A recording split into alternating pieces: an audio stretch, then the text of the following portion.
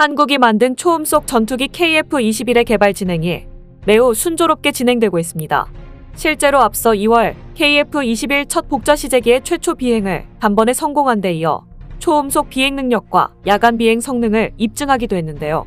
그리고 최근엔 KF-21이 비행 중 무장을 기체에서 분리하고 기총을 발사하는 데 처음으로 성공하면서 항공전자 시스템이 정상적으로 작동하는지 완벽히 확인했습니다. 이렇듯 작년 7월 첫 비행에 성공한 KF-21은 지금까지 150여 회 비행 시험을 하면서 온전한 전투기의 모습으로 차근차근 발전해 나가고 있는데요. 그런데 한국의 전투기 KF-21을 비난하는 중국과 일본 등 몇몇 국가들이 있어 크게 빈축을 사고 있는 중이라고 합니다. 또 여기에 더해 본인들의 전투기로 KF-21을 잡겠다며 눈에 불을 켜고 있는 터키와 대만도 존재합니다. 그런데 최근 이들 국가의 전투기 사업이 폭망의 길을 걷고 있다는 보도가 나와 충격을 주고 있는데요. 과연 이들이 한국 KF-21을 얼마나 깎아내리고 비난하고 있으며 본인들의 사업은 어떻게 망해가고 있는지 자세히 알아보겠습니다. 최근 들려온 한국형 전투기 KF-21의 무장 분리 시험 성공 소식에 이제 KF-21은 세계 최고의 무장 능력을 갖춘 전투기로 불려도 손색이 없게 됐습니다. 그리고 아니나 다를까 중국이 이런 희소식에 찬물을 끼얹으려는 시도를 해왔는데요. 그런데 얼마 전 KF-21 소식에 놀란 중국 공군 전문가는 오히려 생방송 도중 하지 말아야 할 충격 실토를 하면서 중국 전역을 발칵 뒤집어 놓는 엄청난 실수를 저질러버렸습니다. 중국 군사 영상 뉴스 JS7TV에 따르면 최근 중국의 5세대 스텔스 전투기 J-20의 PL-15 공대공 미사일이 발사되는 영상이 전파를 탔는데 이를 통해 PL-15의 성능이 전보다 현저히 떨어진 모습이 포착됐습니다.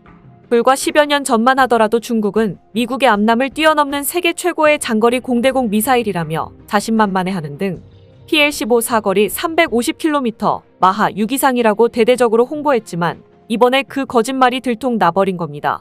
실제로 중국은 지난 2015년에도 PL-15의 사거리를 300km, 속도도 마하 4로 은근슬쩍 낮췄는데 이번에 공개된 내용을 보면 심지어 사거리가 200km까지 줄어 중거리 수준밖에 되지 않았습니다.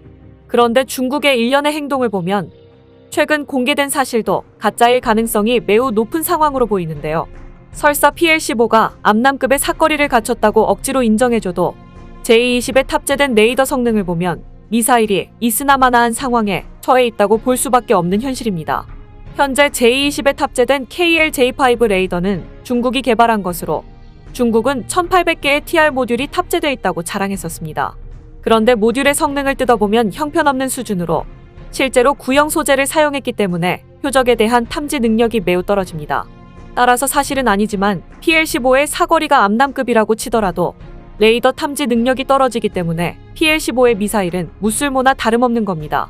이런 상황에 KF-21의 무장 비행 테스트 성공 소식은 중국에 크게 위협으로 다가오면서 크게 당황할 수밖에 없던 건데요. 그리고 일본 역시 KF-21의 희소식에 부들부들 떨리는 분노를 감추지 못하고 감정적으로 대응하며 깎아내리기에 바빴습니다. 실제로 KF-21 무장 비행 성공 소식은 일본 야후재팬에서도 뜨거운 감자가 됐는데 이에 대해 일본 네티즌들은 칭찬과 응원은커녕 비난이 일색이었습니다. 실제로 일본 네티즌들은 이런 뉴스는 알고 싶지 않다. 한국 전투기를 사자는 말이 나오지 않도록 입단속해야겠다. 솔직히 전투력이 어느 정도 되는지 의문이 드는데 한국이 내린 KF-21의 평가는 믿을 수 없다. 일본도 전투기를 개발하면 KF-21 수준은 그냥 나올 거다. 지금에서야 4.5세대 전투기를 만들어봐야 쓸모없어 보인다. KF-21은 F5를 대체하는 수준밖에 되지 않을 거다. 스텔스 기능이 없어 최신이라고 하기에 무리가 있어 보인다. KF-21의 전투력이 의심스럽다. 모아놓은 부품으로 날아가는 그저 그런 전투기일 뿐이다. 개발이 빠르다는 것 말고는 일본이 한국에게 배울 건 전혀 없는 것 같다. 정확히 따지면 KF-21은 인도네시아랑 공동 개발인데 한국은 자신들이 순수 개발했다고 강조하고 있다. A사 레이더를 처음 탑재한 건 일본이다. 그래서 KF-21이 전혀 새롭지 않다. 실전 경험이 전무한 한국산 전투기가 제대로 역할을 할 수 있을지 궁금하다. 또 아직 제대로 된 평가를 받은 적이 없기 때문에 여전히 의심스럽다. 한국의 방산 개발 상황을 보면 탐욕스럽다는 표현이 잘 어울린다. 저렇게 떠들어봐야 KF-21은 쓰레기다. 스텔스 성능이 없는 전투기를 만들면 어떡하냐. 그 정도는 일본도 할 수 있다. 일본은 KF-21보다 훨씬 앞선 6세대기를 개발하고 있다. 한국은 비교도 안 된다. 등 시기질투성의 비난의 반응이 잇따랐습니다. 그런데 현재 한국을 잡겠다며 난리를 치고 있는 국가도 있다고 하는데요. 실제로 방위산업에 많은 투자를 하고 있는 튀르키예는 얼마 전 전투기 TFX 지상활주 사진을 공개한 데 이어 엔진 가동 영상까지 연달아 공개하며 한국을 의식한 듯한 모습을 보였습니다. 튀르키예는 현재 자체 개발 프로젝트 TFX를 통해 전투기 국산화에서 나서고 있는 중으로 2023년 도래하는 건국 100주년을 기념해 오래전부터 해당 프로젝트에 심혈을 기울여 왔었습니다. TFX 사업은 처음부터 5세대 전투기를 목표로 개발이 진행됐는데 튀르키예는 KF-21의 강력한 경쟁자가 바로 TFX 전투기라고 주장하면서 KF-21이 등장할 때마다 매번 끼어들고 있는 상황입니다. 그런데 이번에도 역시 튀르키예는 민감한 반응을 보이며 혹여나 한국이 먼저 국산 전투기를 내놓을까 노심초사하는 모습을 드러냈는데요. 사실 애초에 TFX는 튀르키예의 건국 100주년인 2023년에 맞춰 개발을 완료한다는 목표였지만 낮은 기술 수준 등으로 인해 한계에 부딪히며 여전히 답보 상태이기 때문입니다. 이런 이유로 튀르키예는 당초 무리하게 5세대 전투기부터 뛰어들겠다는 무모한 계획을 뒤로하고 뒤늦게 한국처럼 기술을 하나씩 축적해 나가는 방식으로 방향을 바꾸며 시간만 허비하게 된 겁니다. 이렇듯 정작 한국이 가고 있는 길을 뒤따라오는 마당에 튀르키예는 한국의 괜한 라이벌 의식을 보이고 있어 여러 상황을 피곤하게 만들고 있는데요. 실제로 최근 튀르키예가 TFX 레이더 성능을 홍보했던 자료를 보면 튀르키예가 KF-21을 의식해 만들었다는 사실을 확인할 수 있으며 급조한 느낌이 물씬 나는지 알 수 있으실 겁니다. 바로 TFX가 세계 주요 전투기들과 비교해 탐지 성능이 어느 정도인지 공개한 건데 튀르키예가 비교군으로 제시한 전투기들은 미국의 F-35는 물론 러시아의 수호 257, 한국의 KF-21까지 있었습니다. 즉 KF-21을 TFX가 치고 올라가야 한다는 심리가 반영된 것으로 실제로 튀르키예가 공개한 자료를 보면 TFX 레이더 성능이 너무 뛰어나 40에서 137km 밖에서 F-35 수호 257 KF-21을 탐지할 수 있다는 내용이 담겼습니다.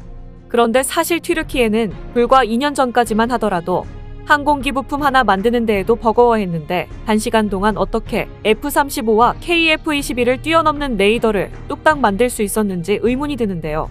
즉 어떻게 해서든지 설사 그것이 거짓말이라 할지라도 KF-21과의 경쟁에서 지고 싶지 않았던 튀르키예의 어리석은 시기심이 이번 일을 통해 공식적으로 드러나게 된 것으로 보입니다. 이렇듯 튀르키예뿐 아니라 대만도 한국이 KF-21을 만드는데 우리라고 못할 게 뭐가 있냐며 호기롭게 전투기 사업에 뛰어들었지만 현실은 처참하다고 하는데요. 방산업계에 따르면 앞서 대만은 스텔스 설계와 높은 추력을 갖춘 차세대 전투기 연구 개발을 착수해 2024년까지 시제품을 완성하고 2025년 첫 비행을 하겠다는 계획을 밝혔었습니다.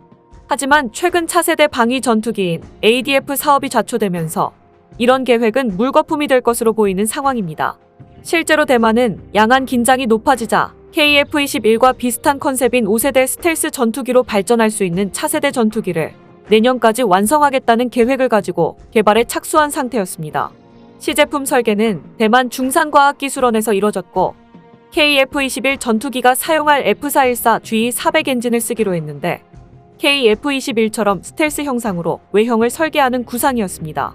또 A사 레이더까지 국산화하겠다는 계획을 밝혔는데 대만 국방부는 비행 시험용 기체 1대와 지상 정적 시험용 기체 2대를 제작하는데 150억대만 달러가 필요할 것으로 예상했습니다. 이렇듯 대만은 한국이 개발한 KF-21의 개발 과정을 그대로 재현해내겠다는 의지를 드러냈지만 현실은 녹록치 않았는데요. 대만은 어떻게든 시제기를 완성하려고 했지만 제한된 전투기 개발 능력으로 인해 당초 제시했던 개발 일정을 소화하지 못하는 건 물론 전투기 개발 사업을 급조했다는 말이 나올 정도로 아무런 성과를 내지 못했기 때문입니다. 이런 이유로 일각에서는 대만의 전투기 개발 사업이 정치적인 쇼에 불과했다는 말까지 나올 정도인데요. 한국이 개발한 KF-21을 우습게 본 결과가 얼마나 처참한지 제대로 알려주는 계기가 됐을 것으로 보입니다. 오늘 준비한 소식은 여기까지입니다. 댓글을 통한 여러분들의 많은 의견 기다리겠습니다. 시청해주셔서 감사합니다.